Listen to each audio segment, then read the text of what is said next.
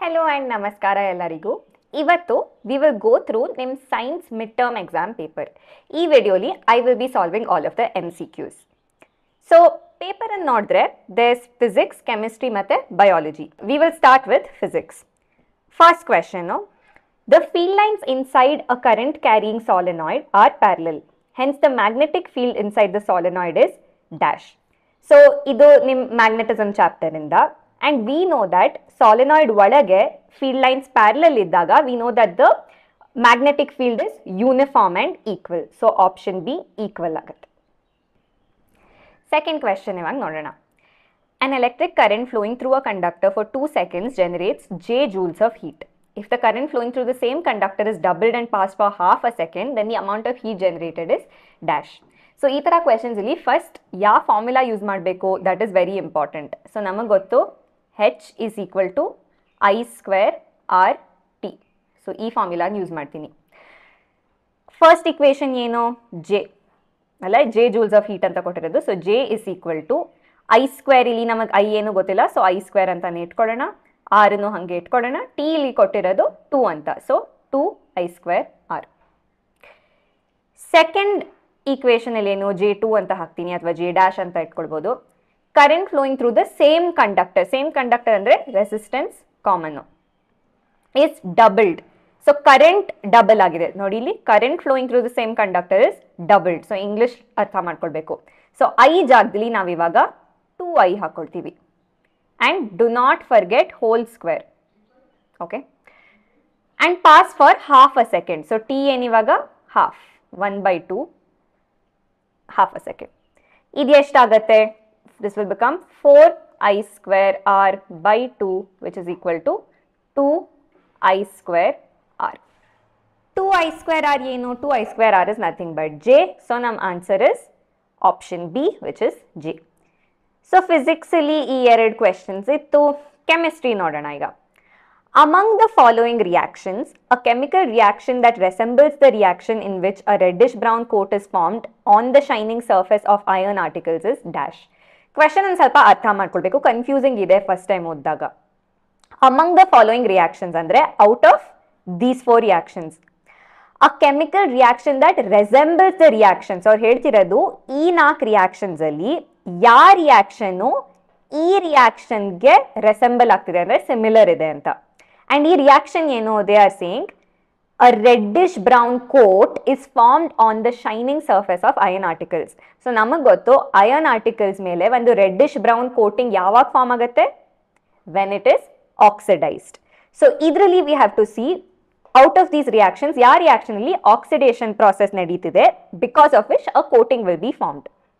So ಇಲ್ಲಿ ನೋಡಿದ್ರೆ formation of silver sulfide on silver articles by oxidation is very similar to rusting of iron. So option B ಅಂತ ನಾವು select ಮಾಡ್ತೀವಿ. 14th question ನೋಡೋಣ. The pH value of a solution is 7. The pH value of the solution can be increased by adding dash. ನಮಗೆ ಇವಾಗ ಆ scale ಅಲ್ಲಿ ನೋಡಕ್ ಹೋದ್ರೆ 7 ಗಿಂತ ಕಮ್ಮಿ ಇದ್ರೆ ಏನು? we know that the solution is acidic. 7 ಗಿಂತ ಜಾಸ್ತಿ ಇದ್ರೆ it is basic ತಾನೆ. So if we want it to be more than 7, we have to add some base to it. So adding a small amount of acid agata? Illa. Common salt? That is not acidic or a base.